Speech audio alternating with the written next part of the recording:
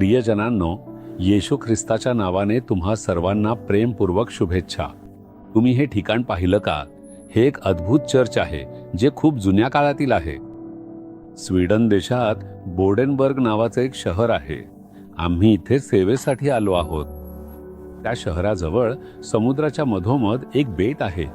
हे एक लहान आणि सुंदर बेट आहे.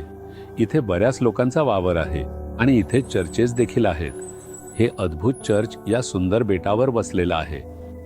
हे चर्च इसवी सन 1200 मध्ये उत्तम लाकडाचा वापर करून बांधण्यात आलं होतं. त्यानंतर 1450 मध्ये त्यांनी हे दगडांनी पुन्हा बांधलं आणि आजही इथे उपासना सेवा घेतल्या जातात. हे एक ल्युथरन चर्च आहे आणि मला इथे बरेच ल्युथरन लोक भेटले. मार्टिन ल्युथरमुळे झालेल्या प्रोटेस्टंट पुनरुत्थानाची लाट स्वीडनमध्येही पसरली होती. त्यामुळे अनेक कॅथोलिक लोकांनी ल्युथरन स्वीकारला आणि त्यामुळे अनेक ल्युथरन चर्चेसची स्थापना झाली.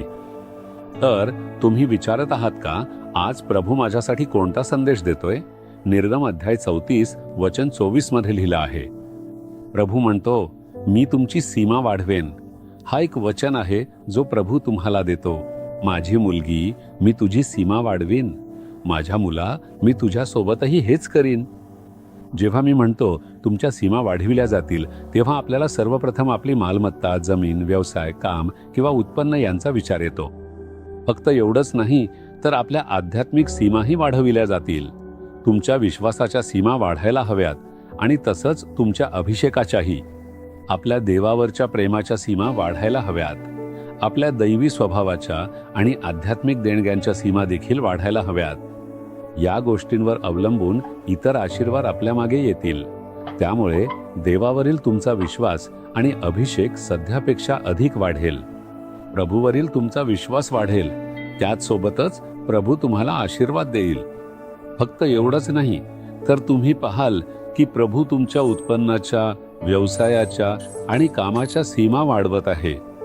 हे देवाचं तुमच्यासाठी वचन आहे. कदाचित तुम्ही एखादं सेवा कार्य करत असाल तर प्रभू तुमच्या सेवा कार्याच्या सीमा वाढवेल. त्यावर विश्वास ठेवा. प्रभू इच्छित नाही की तुम्ही तुमच्या आयुष्यात तसंच एका जागी राहावं. या उलट प्रभू इच्छितो की तुमच्या सीमा वाढाव्यात. तुम्ही असा विश्वास ठेवलात की ज्या गोष्टीत तुम्हाला किंवा अपेक्षा आहे तिथेच त्या बाबतीत चमत्कार घडेल. आता तुम्ही त्यावर विश्वास ठेवता का? कोणत्या क्षेत्रात तुम्हाला तुमच्या सीमा वाढवायच्या आहेत? ते तुमच्या आध्यात्मिक बाबींमध्ये आहे का? कुटुंबात, व्यवसायात, सेवा कार्यात की देवावरील प्रेम किंवा त्याच्यावरचा विश्वास याबद्दल आहे? तुमच्या आयुष्यातील कोणत्या क्षेत्रात तुम्हाला विस्ताराची आस आहे? त्याला विचारा, प्रभू माझ्या सीमा वाढव. प्रभू आपले वचन पूर्ण करेल.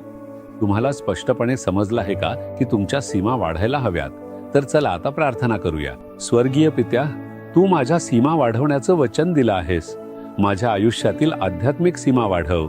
माझ्या सेवा कार्याच्या सीमा वाढव. तुझ्यावरील माझं प्रेम आणि तुझ्यावरचा माझा विश्वास वाढू दे. प्रभू, माझ्या व्यवसायाच्या सीमा वाढव. माझ्या आयुष्यात तुझ्या विपुल आशीर्वादांनी सीमा वाढवल्याबद्दल मी तुला मनापासून धन्यवाद देतो. मी येशूच्या नावाने प्रार्थना करतो. आमेन. आमेन. जीसस रिडीम्ड मराठी ह्या YouTube चॅनेलला सबस्क्राईब करा. सबस्क्राईब बटनावर क्लिक करा आणि बेल चिन्हावरही क्लिक करा. दररोजच्या नवीन कार्यक्रमांची माहिती मिळवा.